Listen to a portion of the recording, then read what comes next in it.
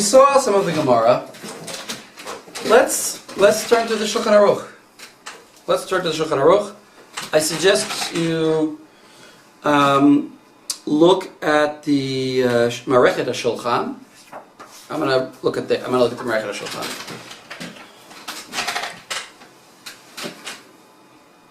HaShulchan. I guess I could have given you a minute to do that. So get your Marechet HaShulchan if you have it. Or you can use a regular Shulchan Aruch for now. But I think I'll be looking at the Marechet. Okay, we're all there. Let's look at the first halacha.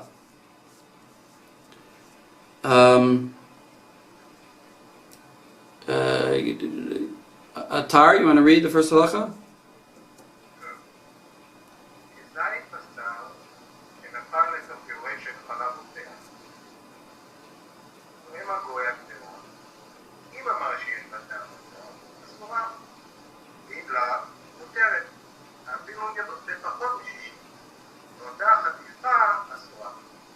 Okay, so which case do we have here? This is a kazית of basar that fell into a pot of milk that's boiling. So you taste it. Fine.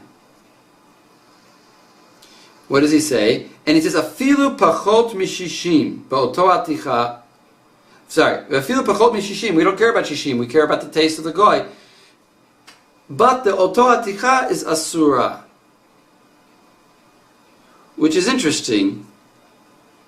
Why can't the goy? I guess it's impossible that the goy could taste that piece and tell me I don't taste milk in it. You see what I mean? Why does the piece asur? Maybe you should taste the piece too. I guess he's saying we're not going to bother with that. Fine. Continue.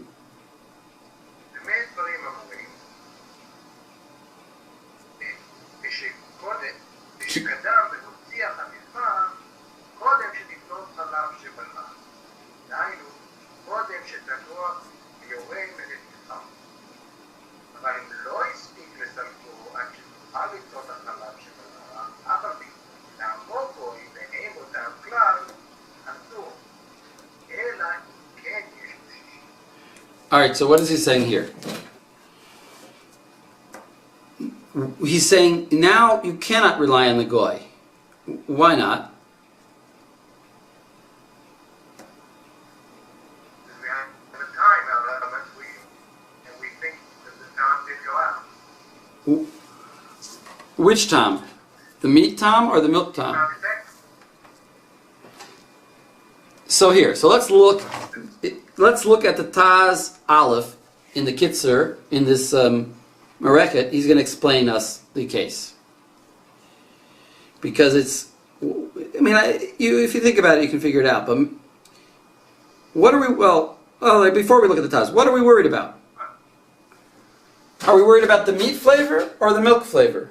Why don't we use a goy? Just have the goy taste the milk. What's the problem? Even if you didn't take it out right away. If it expelled the milk that it absorbed, then you can't taste it. Exactly.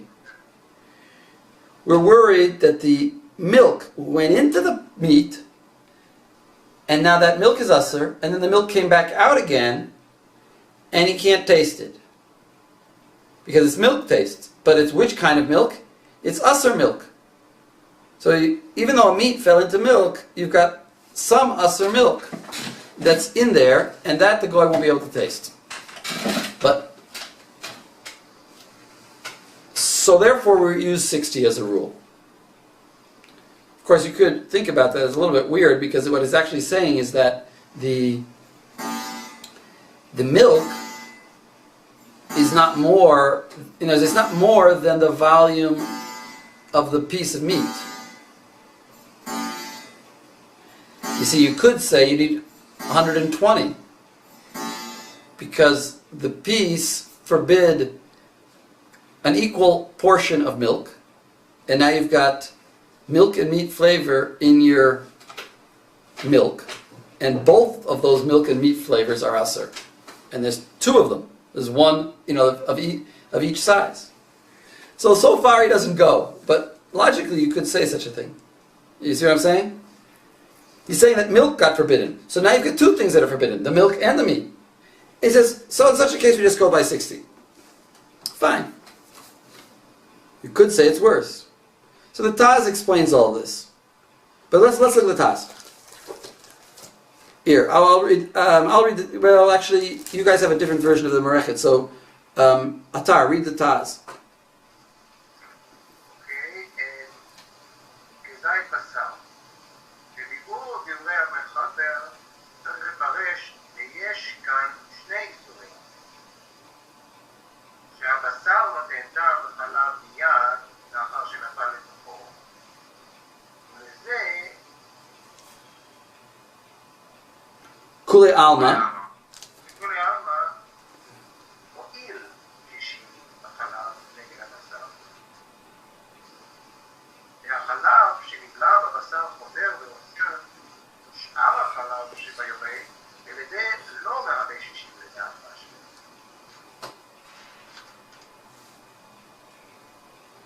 רש"י. והשני, דהחלב שנבלע בבשר, חוזר ועושר שאר החלב בחתיכות.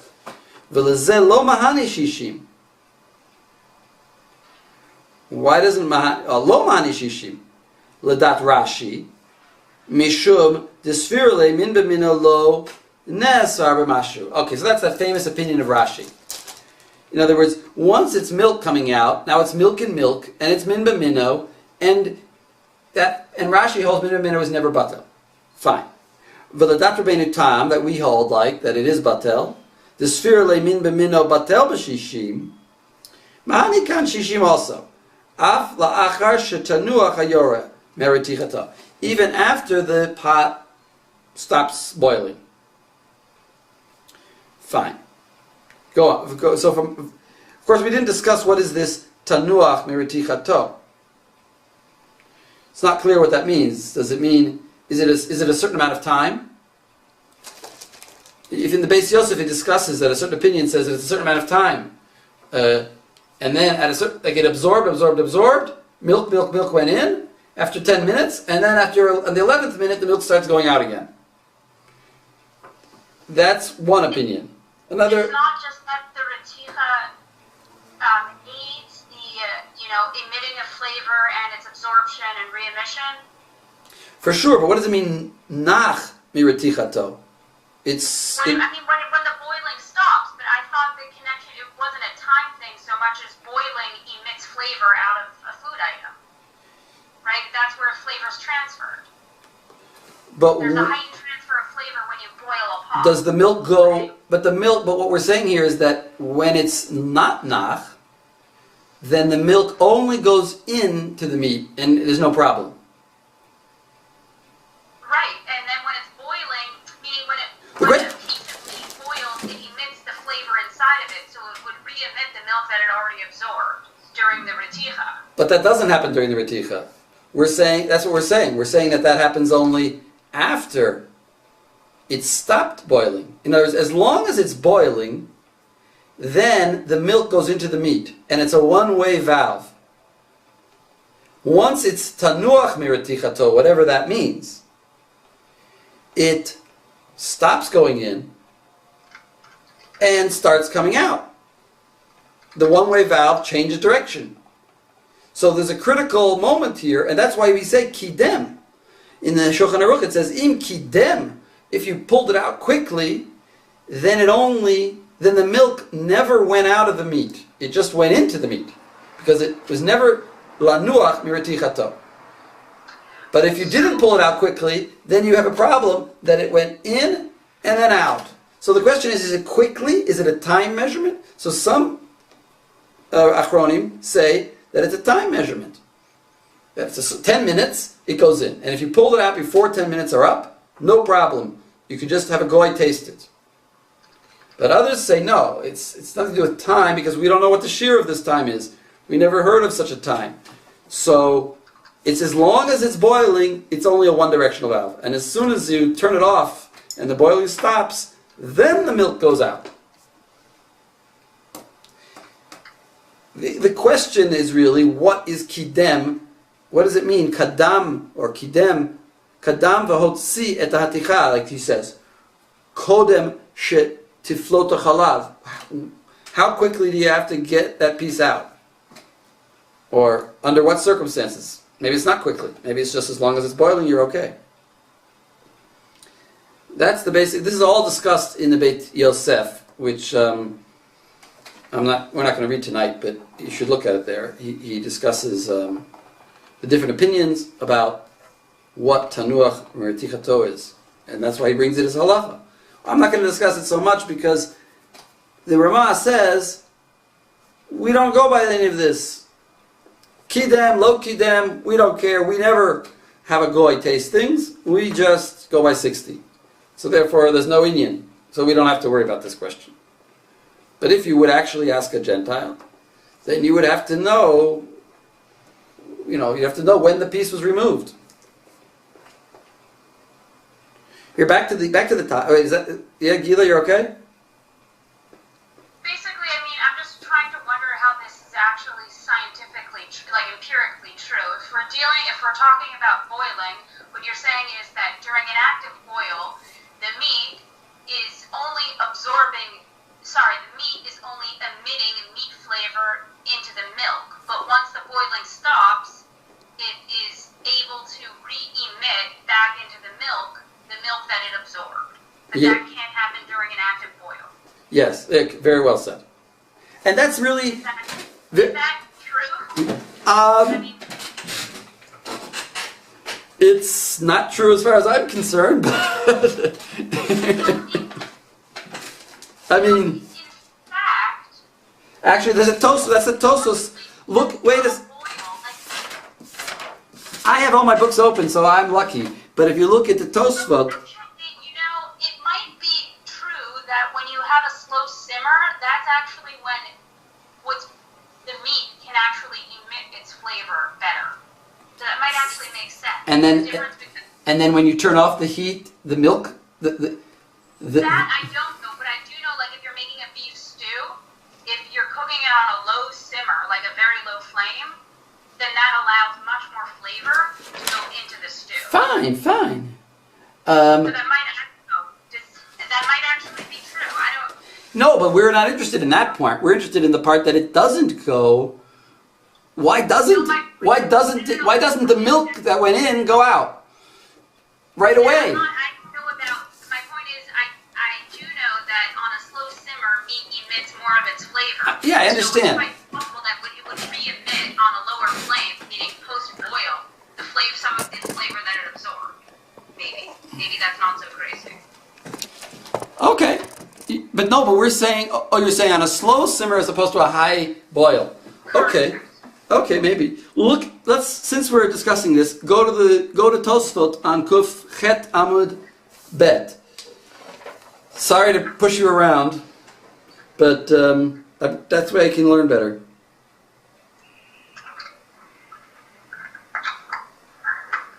Because we're look at this Tosfot. Because you're saying, you asked about empirical. What is empirically going on? Yes, Shenafal. That's what I mentioned to you to look at. Let's look at that Tosfot.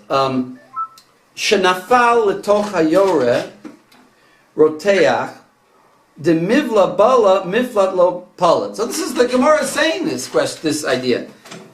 There's an idea that if the pot is boiling, this is the Gemara's final teretz to a bunch of kashas. And it says, if the pot is boiling, mivla bala, it absorbs, but miflat lo palat, it doesn't go out of it. So the milk doesn't go out of the meat. If it's, right. V'teima, says the Tosfot, I am surprised. The davar hanire le'einayim hu de palit kishenoten yerech b'kedera rotachat. Mishtane marit hamayim min hayerek. This doesn't fit my empirical observation. I have seen, Tosfos didn't neglect his wife in the kitchen. He also cooked a vegetable broth, and he saw that the water became yellow if he cooked carrots, and became green if he cooked, green vegetables. So even though it was boiling the whole time. So how can the Gemara say? V'ken basar shuman nimoach l'tocha. Basar, fat of the meat, dissolves into the broth, and you see v'nireh hashamnunit al harotev. And I've seen bits of fat floating at the top of the soup.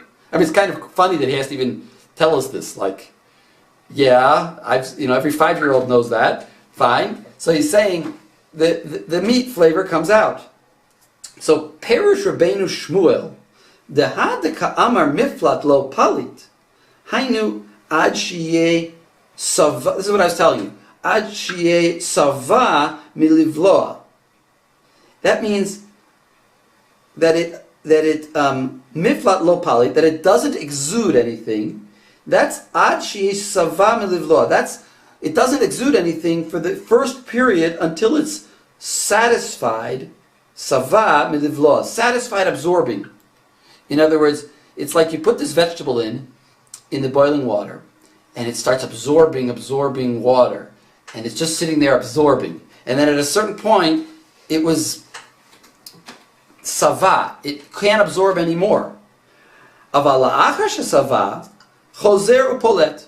But once it's fully absorbed, now it can exude its flavor. That's why if you put carrots in the soup, it won't turn yellow or orange right away. It takes time. V'ken piresh harav Rabbeinu Shmaya.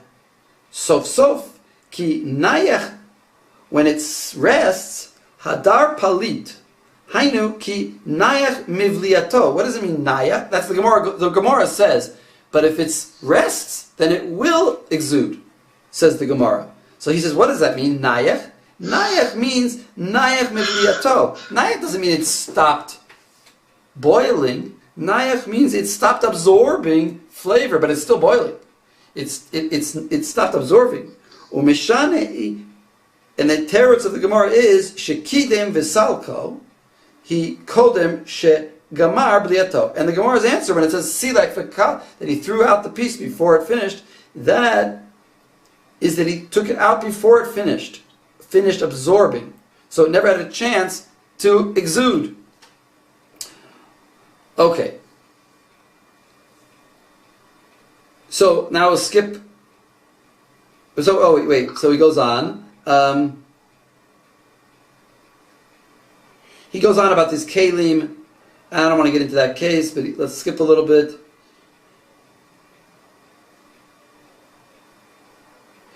And he goes on, Tosfos now, he says, I'm like a couple lines down, about 8 lines down, he says, V'davar tema. Again, he's surprised. Davar tema. It is a crazy explanation we just read, that there's some kind of shi'ur of like 10 minutes that it absorbs and then it can exude. V'davar temahu, demi baki leida shi'ur zeh. Who is an expert enough to know what the shi'ur is? This is some made-up shi'ur that we have no idea about, of Rabbeinu Shmuel and Rabbeinu Shmaya. Rabbeinu Tam, V'omer Rabbeinu Tam, Dahad Ka'amar Hacha. What it's talking about here is different. Mivla bala, miflad lo palit. What does that mean? Hainu lo palit mashe bala achshav. It's true that if you put a carrot in, it'll exude right away. That's no argument. That's for sure. And it exudes all the time. But mashe bala, what the carrot absorbs, it won't reverse direction and exude. That's what Rabbeinu Tam says. Masha bala achshav, aval masha haya balua mikodem palit. What was in the carrot before will come out. Just whatever it absorbed can't come out. Ve'ein lahatir mitam zeh. Okay, fine. And that is the explanation of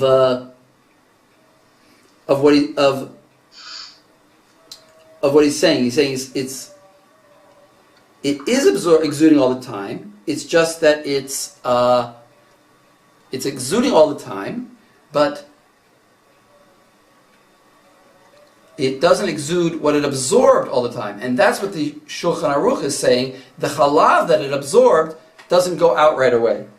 So I don't know how he answers the question of this shi'ur, we don't know, but he gives a different, he's saying there is a kind of shi'ur, because as long as it, in the beginning period, it doesn't exude what it absorbed, and then it does start to exude what it absorbed. Does he go on to, Deborah, does he go on to give an explanation of when this changes? I'm sorry, when it goes from taking in to giving off? Yes. I just wrote down for myself that it's just long enough to finish taking in and then it starts giving out. I thought it had to do that with the heat level, but I'm not clear on that. Yeah, it's not clear. He doesn't say. He starts talking about how we do Hagala. He goes a whole long discussion about Hagala and how you need to have 60 in the water and also wait 24 hours. Fine. He doesn't give really an explanation, so exactly what the shear is.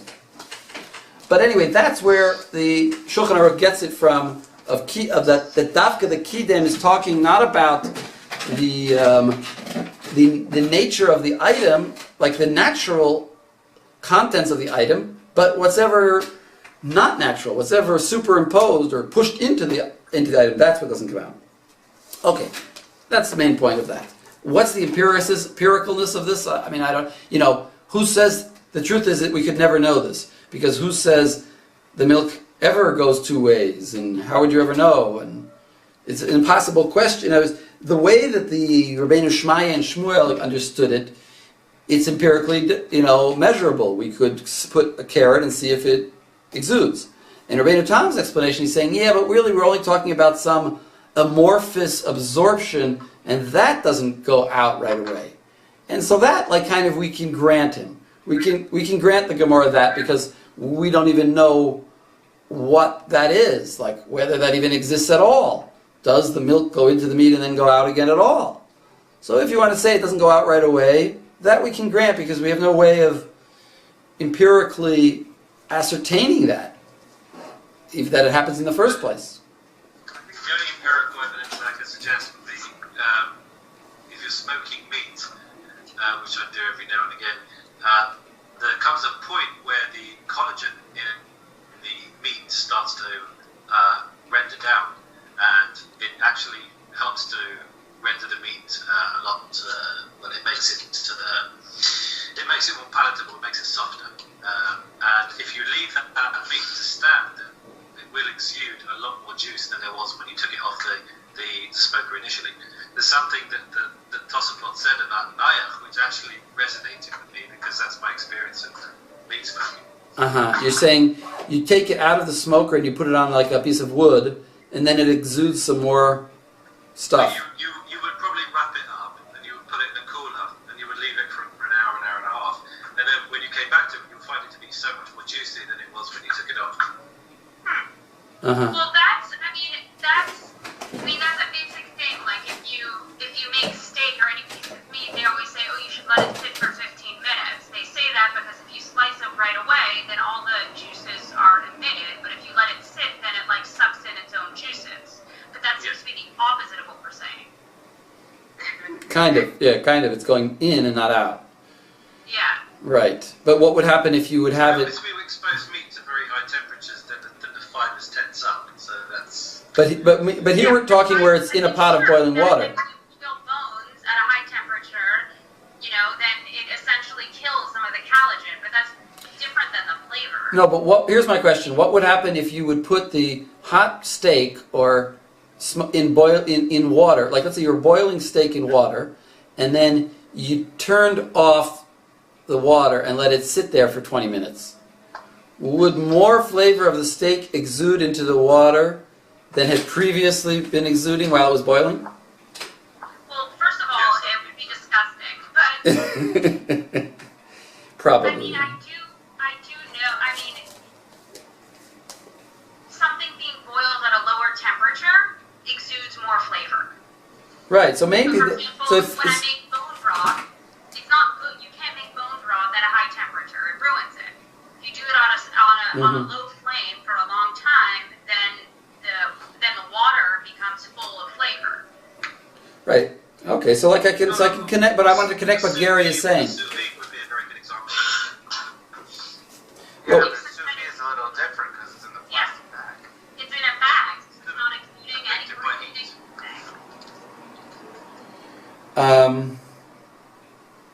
Okay, let's go back. An example is a beef stew. You make a beef stew at a high temperature, it doesn't taste as good.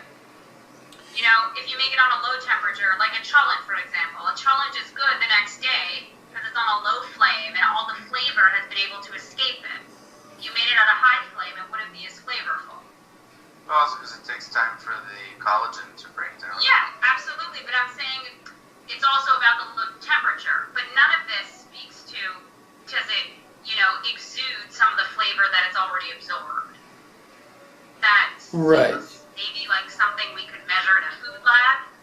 Well, that's what I was saying. It's so nebulous that I'm willing to grant Rabbeinu Tam's expertise because I don't even know what this flavor, if it exists at all. If it goes two ways.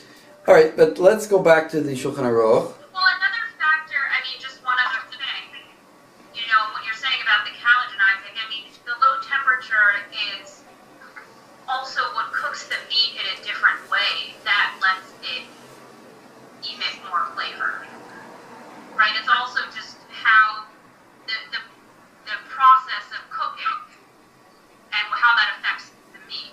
I thought the low temperature was is to give you more time in essence, because if you cook at a high temperature, it cooks faster, and then you don't get the breakdown. You cook at a lower temperature, it gives you more time to cook it. What are you talking about? Like what? No, just saying that you're just saying about certain cuts of meat that it's the low temperature, and I would add that it's low temperature plus time, not just Right. It's not just a factor of whether it's high or low. It's also a factor of how long it takes. Well, yeah, but even if you did it at a high temperature for just as long, it wouldn't be as flavorful. Right. Is what I'm saying. Like a It's linked to texture as well, because texture and flavour go hand in hand when it comes to horrible cuts of meat that we get. Well, when you're making soup, if you take meat and you want to make soup from it, you're not interested in the meat. You put the meat in just to flavor the water. You really want to exude. You want just the flavor in the broth. Okay, let's go to halacha bet. Halacha bet in the Shulchan Aruch in the Marechet. Atari, you want to read it? נפל חלב בתוך גדרה שפסלה. תעמיד החתיכה שנפל עליה החלב. אם אין בה טעם חלב, הכל מותר. ואם יש בחתיכה מטעימת חלב, נאסרה אותה חתיכה. ולדידן, אין סוכנין הגוי, בעניין 60 בחתיכה, נעילה, כולה אסורה. משערים בכולה. אם היה בכל מה שיש בגדרה מהחתיכות והירק והמרק והדמים, Go back and read the Mechaber without the Ramah. Again, we're talking about nafal chalav l'toch kedera shel basar. So what's the kedera shel basar? To'em haticha shenafal aleha hachalav im ein ba tam chalav hakol mutar. So obviously, if the first piece that got hit is itself mutar, then everything is mutar. But now it's going to get a problem. V'im yesh b'hatichat mit'imat chalav. But if there is milk in that piece, v'nesra ota haticha, then that haticha is forbidden. And what's the rest of the pot? That piece is forbidden. Is that like, okay, and what about the rest of the pot? So you have to go on. משערים בכולה. אם היה בכל מה שיש בגדרה, מהחתיכות, מהירק, מהמרק, והדמים, כדי שתהיה חתיכה זו אחד מ-60 מהכל, החתיכה אסורה והשאר מותר. So wait a second. So that piece is usher, and now what do you need? 60 against what? Against the drop or against the whole piece?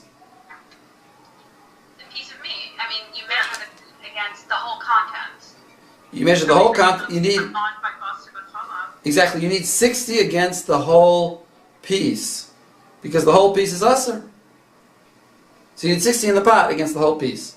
Is misharim bekulo the same as mitzaref? Yes, misharim bekulo is the same as mitzaref kulo. In other words, you measure. Notice, by the way, that he uses shishim here. Why doesn't he say timas goy? He says here you need 60. Why? He doesn't say timas goy. Why don't you just have a goy taste the broth? Oh, because the issue is because it didn't go directly into the whole contents. It fell on the specific meat, and now the specific meat is the issue, not so much the flavor of milk. It's now just that Chaticha is aser, and that's bimino, so we have to do it that way. We can't Exactly. Now that we have chanan, Chaticha nase nevela, the meat is aser, and the meat is forbidding everything. So therefore, now we've gone back to the shear of 60, and now he adds in b'mei devarim amurim. Go ahead, Atar. במה דברים אמורים? ושלא נהיה רק דירה כקדם שנפל החלב, אלא לבסוף, ולא כיסה. אבל אם נהיה נפילה ועד סוף, או שכיסה משעת נפילה ועד סוף, הכל מצטרף לבטל טעם החלב. So what is he telling us now? That if you what? You didn't mix it until the very end. You didn't cover it. You didn't do anything that caused it to be mixed until the end. You mixed it. Well, no, you mixed it at some point. You mixed it from the beginning to the end. If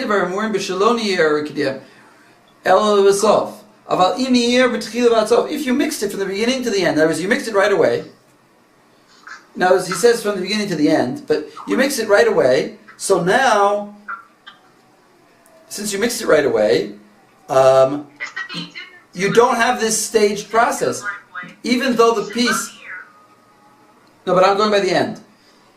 This was all that you didn't mix it. So if you do mix it, then what's the halacha? The halacha is that you don't have to have 60 against the piece. You only need 60 or tasting against the drop. Now we're only worried about the original milk because you stirred it. What about chanan though? Did you always have chanan? There's no chanan here because you stirred it. The drop hit the meat, you quickly stirred it, and now you only have to worry about the drop.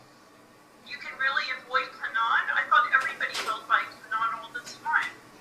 Well, except it can't be chanan because it's not really falling on one chaticha because you're stirring it throughout and you're covering it. Exactly. Chanan only operates if it's really just one piece and that one piece absorbs it, but that doesn't happen when you stir it or cover it and so on. Exactly. This is not going to be chanan because it's as though the piece fell into the broth. And so now we have to go the broth, the whole pot against it. Like we learned in the Mishnah, in Sadi Vav, Bet, that says you measure against everything in the pot. Josh, you want to say something? Yeah, actually I was going to say just the Mishnah we looked at the first time, Kuches Amud Aleph, and what we're talking about is a question of whether there is like a primary unit of chaticha or not, and stirring Gets rid of it. before the milk can really come into contact with the piece as such, in which the piece is then submerged back into the whole dish, means that there never really was a chaticha operatively, and that there was only real milk falling into this whole big pot. Right, exactly, agreed. Now, you should be aware... What? There's a question is, what does the Shulchan Aruch mean by Niser Mitchil? You stirred it from the beginning until the end. What if you stirred it just at the beginning and not at the end? It says that's okay because when it says to do from the beginning to the end, it's just using the word Exactly. Okay. So what Deborah is saying is quite correct. The Rambam says the same lashon, and the question is, why does the Rambam say what he says?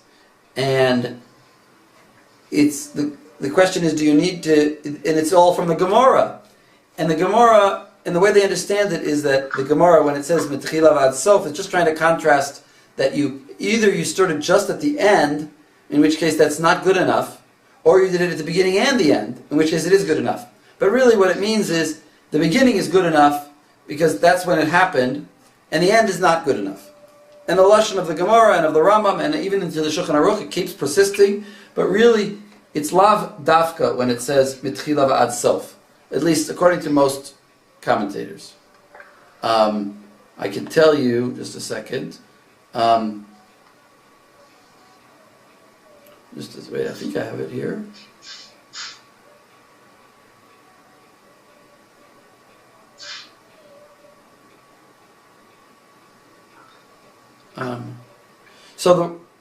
The Torah writes that we just need to stir at the beginning, and the Beis Yosef explains that the Rambam only means that you need a good stirring, but the Mahari Nun Chaviv says the Rambam and the Mahari Nun Chaviv says the Rambam is lav dafka. It just means stirring at the beginning. Fine. So you just need to stir at the beginning. Let's go to the. So first of all, how does the Mechaber paskin? Like Rashi or like Ri?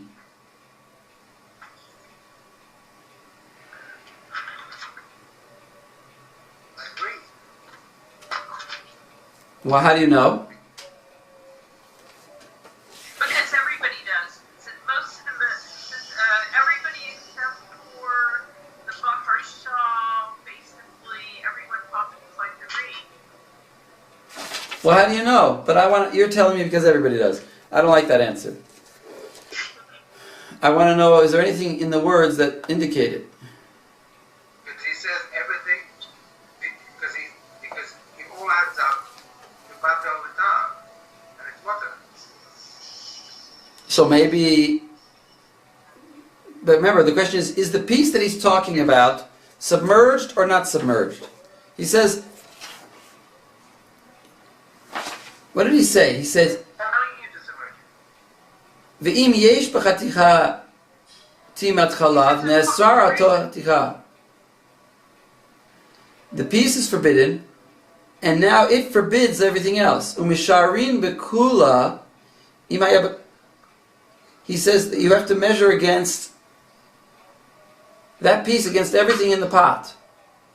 And the Reed talks about mitzaref, and the Rashi is against mitzaref. So he says you stirred it. Notice he says everything that he said up until now when he says you ushered it is that you stirred it. Ela besof. You stirred it at the end. So now the piece was usher. I'm in the Shulchan Aruch. In the Shulchan Aruch, he says, in Halacha Bet, he says that the piece is us. The piece can become usher. Im yesh b'chaticha metimat chalav, ne'asar ato chaticha. The piece can become usher if you taste milk in it. And in such a case, misharin bekula im haya beko. And in such a case, you need 60 in the pot against the piece. And then he says, b'mei devar amurim, that you stirred it at the end. Implication, if you didn't stir it at the end, at all, no stirring, the piece would be asur, but the rest of the pot would be mutter. That's Rashi. That's Rashi. That's Rashi, assuming that the piece, assuming that it's in the rotev. But if it's outside the rotev, but if we're assuming that it's outside the rotev, then it could even be the Re would hold this. So the answer is, it is not clear what the Shulchan Aruch is. It's not clear from the Shulchan Aruch if he's like Rashi or the Ri. The Shach says the Shulchan Aruch is like the Ri, and the piece that he's talking about is outside of sauce. And the Taz says the Shulchan Aruch is like Rashi, and the piece could even be if it's submerged, because he didn't specify submerged, not submerged, so it could even be submerged, at least partially submerged. Not fully submerged. And he actually holds the Taz that even without stirring it at the end, it can forbid the whole pot. and that the stirring at the end in the Shulchan Aruch is lav davka. It'll always forbid because it's in the pot. So then it sounds like, but the case, according to the Taz, well, fine. According to Rashi, it wouldn't forbid. So he's also like so if you look, well, so it sounds like, according to the Taz, it's like he's machmir like both shitas. In other words, according to the Taz, even if he didn't stir it, he's paskening like Rashi, which means that the piece is submerged, it can forbid.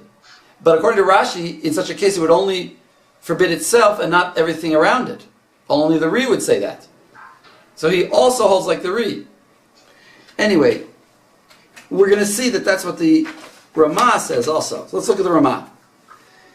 The Ramah says, "V'ken im lo nier klal." Oh, just like I said, at the end it says he stirred it. It sounds like the Shulchan Aruch says he stirred it. V'ken im lo nier klal lo b'tchila v'lo b'sof v'lo kisa klal. The Ramah says, "Im yesh samech b'kedera neged טיפת החלב שנפלה, אינו אוסר רק החתיכה. Levad, then only the piece will become aser if there's 60. V'shar kedei mutar.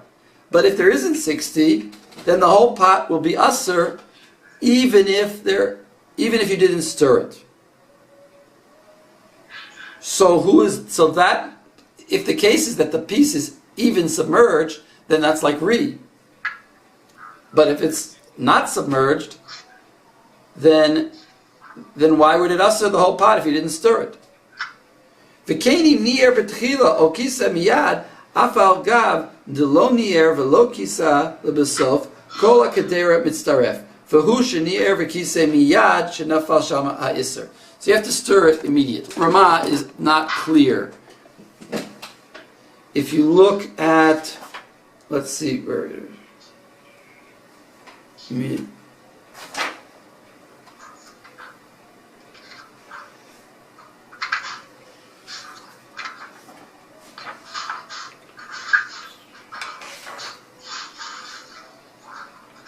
Look at Shach Gimel.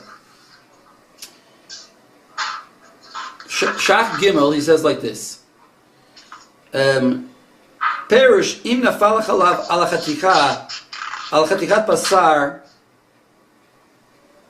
echad shebekedera shemunachim chutz l'rotev.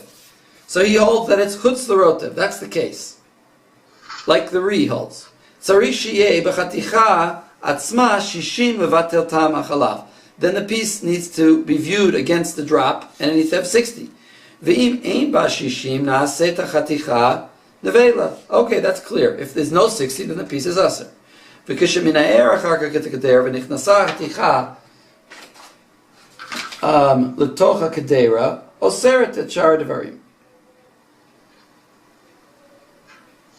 Fine. So he learns that the case is that it's like the Ri, that it's outside.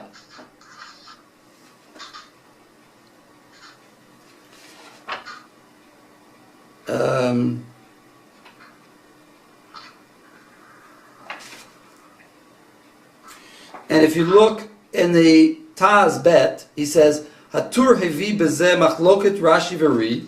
The Tur brings this machloket of Rashi and Ri. For the dat Ri me'ri shaticha kula munachat chutz l'rotev. Kigol shaticha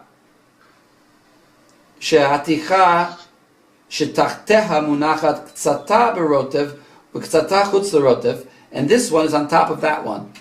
V'zo munachat aleha. V'lechen ne'asar aticha levada. V'kevan she'achalav nishar rak ala chaticha zo. Aval im miktsata b'rotev. But if part of it is in the rotev, shari akol. If it's partially in the rotev, then everything will be permitted. You don't view it as a separate entity. Mishum de'araticha ma'arevet hatam. Because the boiling mixes everything up. B'kol ha'kedera, v'kol mitztaref levatel tam ha'chalav. And everything will join up. As long as if it's partially in. But that Rashi, afilu miksata b'rotev. No, Rashi says no. If some of it is in the rotev, ein hakol mitztaref levatel tam ha'chalav, ela im ken hayta aticha kula b'toch ha'rotev. Only if it's totally submerged and just its top surface is exposed, then you can join the whole pot in. But according to Rashi, if it's partially in the pot and partially out, then it doesn't join. He says, let's paskin like Rashi.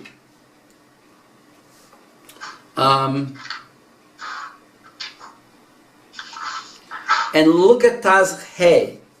Okay, so it's not. So far we saw that the case is probably like the Ri that the Shulchan Aruch is bringing. The case of the Ri, but he seems like he's pasking a little bit like Rashi.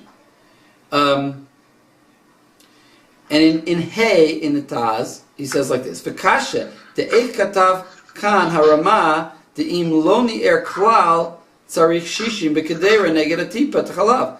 Why does the Rama say you need 60 against the tipa if you didn't do anything? You didn't stir ever. So it should just stay localized in the piece. If it's like the Ri, if it's outside of the pot. Vaticha atzma asura. So the piece is asur, but why would the whole pot be asur? Why do you need 60 in the pot? It's like 2 stiras. Because if the piece is asur, you didn't do anything. You didn't stir at all. So either the piece is asur, and it alone is asur. But if you're going to need 60 in the pot, then why are you talking about the piece? How can you say the piece needs 60 and the pot needs 60? Harei behechrach ma'irikan shebiktzata haticha toch harotev.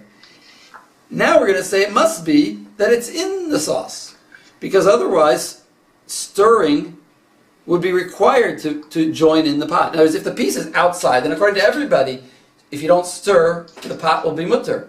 So the Ramah seems to understand it that the piece is in the liquid. You understand what I'm saying? Only if the piece is in the liquid can we come up with a din that would say that the sauce is asur unless you have 60. If it's not in the sauce, why would the sauce be asur? So it can't be that the case is that it's outside the sauce.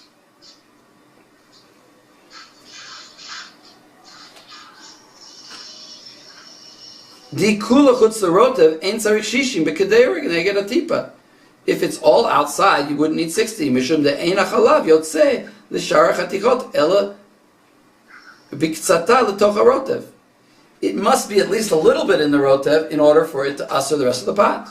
Im kein tzarich shishim neged kol hachaticha. And therefore you should have 60 against the whole pot. El tzarich lomar. So he seems to have a stira here. El tzarich lomar de'harama posek kiri. He's actually passing like Ri. Okay. Demiktzata tocha rotev tzarich shishim. Not like Rashi, that if part of it is in the case is that part of it is in the broth. And therefore you need 60, therefore it's part of the broth, and therefore you need 60. So why does he say the piece is asur? He says, Tzarich shishim b'kedera neged atipa l'chud. Umasha rama oser oto aticha. So how come he forbids the piece also? If he's holding like Ri, and he's saying that this is a case where it's partially in, then that means you should only need 60 in the pot, and you don't need to worry about the piece requiring 60 also. So why did he require that? He says, Sharama oser oto aticha afladat Ri hu misvarat atzmo. Those are the key words. It's the Ramaz Chumrah. He just says, you need 60 also. Without much of an explanation, the Taz just says, it's some kind of Chumrah of the Ramah. He's holding 100% like the Ri, and therefore if it's partially in the water, you only need 60 in the whole pot, and the piece would never be asur. But he also requires 60 in the piece to permit it, sort of a Chumrah, some kind of Chumrah. That's the terutz of the Taz. Again, what we're saying is that the Ramah seems to be requiring both. He's requiring 60 in the piece, as though the piece is outside of the pot. But then he's requiring 60 in the broth, as though it's in the pot. In the case where he's not stirring. Now, because he said, afilu lo nier, right? In the Ramah, didn't he say that? He says, the beginning of the Rav, im lo nier klal, you still need 60 in both cases. It doesn't make sense. So that's his explanation. It's a chumrah. Look at the shach in Vav. He gives the same kasha and he gives a slightly different answer, a better answer, I would say. I'm just skipping a little bit. He just says like this: V'Rama mistapek. The Rama is in doubt. Im kaimalan kari de ma'arev hatam bekol kedera. That in such a case it goes everywhere. O kaimalan karashi, that it stays localized in the piece when it's partially submerged. He's mistapek. He's in doubt. Hilchach im yesh samach bekedera yesh lahatira memanavshach. So if there's 60 in the pot, we can permit it memanavshach. Klomar l'ri, we can permit it mishum de yesh shishim, because according to the ri, if there's 60 in the pot, so it spreads in the whole pot and it's mutter. V'the Rashi akedera muteret af ba'ein shishim, and Rashi would say even if there wasn't 60 it would be permitted, but if there is 60 he also would say it's permitted. Mishum de'ein marav hatam b'kol akedera ela nishar b'toticha. And then the other side, achen im yesh samach b'haticha atzma neged achalav sheba haticha muteret. And if there's 60 in the piece, then the piece is mutter according to Rashi. According to Ri, for sure it's mutter. But according to Rashi, it wouldn't be mutter unless there's 60. So basically, both the shach, if you want to understand what we're seeing here, is that both the shach and the taz are saying in different ways, slightly different ways, that the Ramah is posketing like both Rashi and the Ri, l'chumra. So that means that if the piece is, in other words, if the piece is slightly submerged, then you need 60 in the piece and 60 in the pot. And that's going to be the halacha. So you thought we were learning these two opinions as just two theoretical opinions. In the end, those are actually, that's how the Ramah is posketing, like both of them. All right, I just said a big mouthful of things there, but we didn't finish. We didn't finish. Here, Isaac, can you just read the last bit of the Shulchan Aruch, just so we can finish that?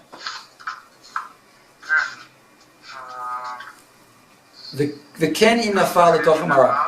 Yes, exactly.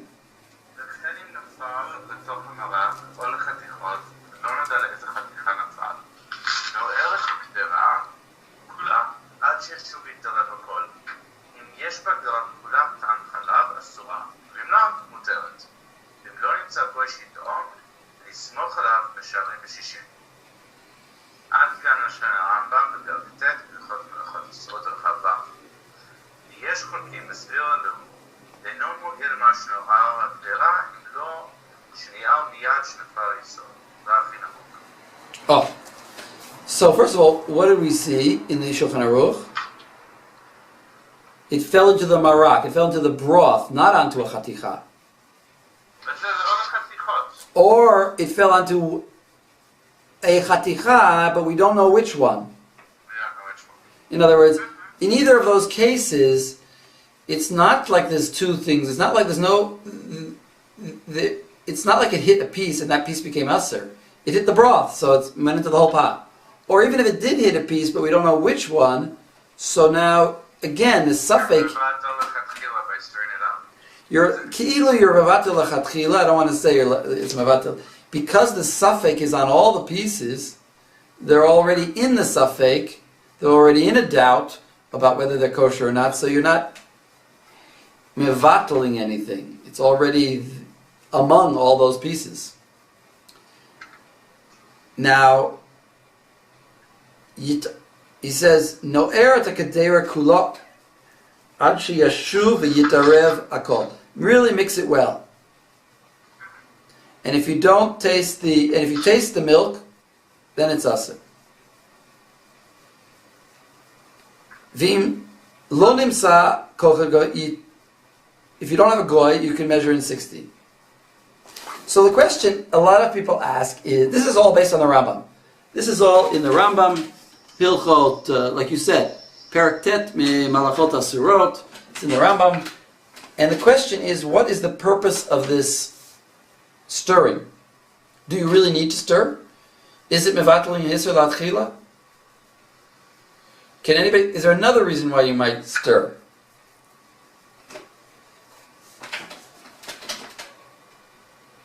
So. Well, maybe it's. I kind of mentioned this earlier, but it seems to be like from the Ramah that there's also a time factor involved, and that maybe if you don't stir, I'm not quite sure what happens. But Well, that's what the Ramah says. The Ramah says you can't. You can only stir it right away. You can't stir it later. So the Ramah understands it as a kind of. I mean. So what is the Ramah's halacha then? If you don't stir it, what's the case? It fell into the broth. He says if it fell into the broth or it fell into either case, you got to stir it. And the Ramah says if you didn't stir it right away, you're stuck. What do you mean you're stuck? Everything's usher. Everything's usher, but what if there's 60? It's still usher. Why is it usher? Because it could be Hanan if it fell on a piece. The piece I understand. The piece I understand, but I don't understand the first part. It fell into the marak. It fell into the broth. He says you should stir it. And the Ramah says, yeah, you have to stir it right away. If you don't stir it right away, it's no good. And he's talking about both cases, presumably. Well, maybe because it's min b'she'eno mino. Right? Yeah, so. I think it might be saying that the milk fell into a localized area, you didn't stir it, and now it ushered 59 times its size. In other words, the milk, the worst case scenario is that milk, it stayed on the top of the soup, and the area around it became usher. And now you've got milk and meat that's usher, and then it spreads slowly by itself. So now you can't taste it, and it's more. You would need 100. You would need 60 times 60. You need 3,600 against the drop. And there is such an idea, by the way, in other places, not necessarily here. Just here, that seems like it's an inversion of what I've been brought up a few times about the concern about stirring it being Mevatelos Isser Lechatchila. Now, in a way, actually, from what the Bachaber is saying, stirring is actually the only way it can be butter. You're stirring it to see if you get a full cheshbon of the entire thing. Oh, I think I like what you're saying. I forget who says this. One of the commentators in the Rambam says what you're saying. He says that the whole point of the stirring is just for the purpose of the tasting of the goy. Because if the goy would come and taste, maybe he's going to get a part on the edge where there's no milk. And he'll say there's no milk in it. But really there is milk. So you got to stir it all up so that the tasting will work. You got to have a proper scientific tasting. So therefore you need to stir it. You're not mevatling an Isser Latchila. You're just preparing the concoction so that the test tube sampling of the goy will work. And so it's not nothing to do with mevatling Isser Latchila. And then, according to that, if you hold by 60 and you don't hold by tasting of a goy, like the Ramah, then there'd be no reason to stir it, really. You wouldn't be gaining anything, because you have 60. Can I ask if... Yeah. The general consensus of Chatila that it...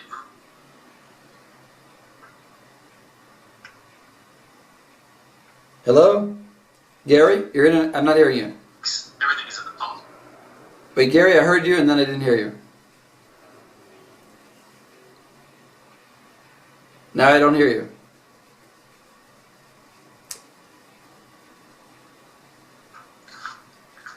Gary, I don't hear you. Should I try that again? Should I try that again? Now I hear you. You can hear me now? I can hear you now.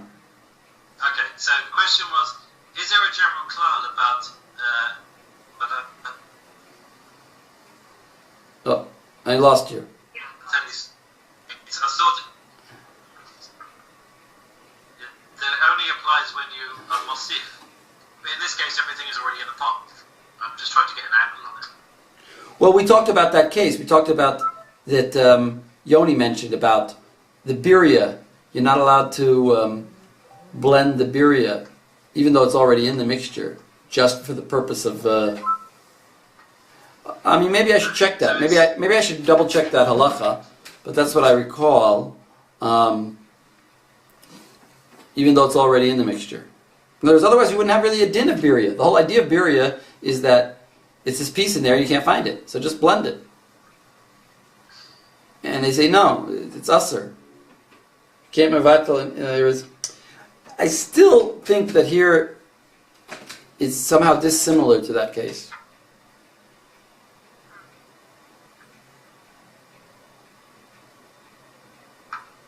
Anyway, I think some of the people say that this Ramah is only referring to the, when he says that the stirring has to be right away, he means not by the broth case. By the broth case, you don't have to stir. And only by the Khaticha case do you have to stir right away. I think that makes more sense. That's the only way to understand the Ramah, saying by the Khaticha case, you need to stir, because kind of like mevatling yisur latchila, like, because it could be you'll get, maybe that milk will stay on that one piece and you'll eat it. And therefore you have to do it right away, before it got on that one piece. Okay, that's all I wanted to do today. So we see that you have to stir it right away. We see that we're very machmir like Rashi and the Ri, in these cases of the piece being partially above. And the stirring right away is a kind of an interesting concept, that like, something happened, quickly stir it, and then you avoid a problem. Well, it's not clear exactly what the problem would be. I mean, the problem would be that the piece could become aser if you didn't stir it. Right? The way we're going to paskin is that piece that's partially submerged, if there's not 60, will be aser in the piece. So therefore, by stirring it right away, you can avoid that problem. Although he didn't say to stir it, he talked about stirring it where you didn't know which one it fell on. If you knew which one it fell on, it seems like you're forbidden to stir it. And, right, if you knew which one it fell on, then you're not allowed to stir it. If you see it on one of them, then you have to take that piece out. Take it out, determine if it's 60 versus whatever fell on it, and then matter the piece or don't matter the piece. And then the broth will be aser also, if there isn't 60 against the drop, although probably there will be. So that's the summary of the first two seifim. I have a little, I can send you a little summary that I wrote. Okay, so next week I think Rabbi Landis will be back, and we'll do Gimel, Daled, Hey. We'll see. This particular siman is very crucial and central, and has a lot of material in it. So we may spend more. That's why we're doing it slowly. Okay. Hope you guys had fun. Thank you. Thank you. Sure. Good night.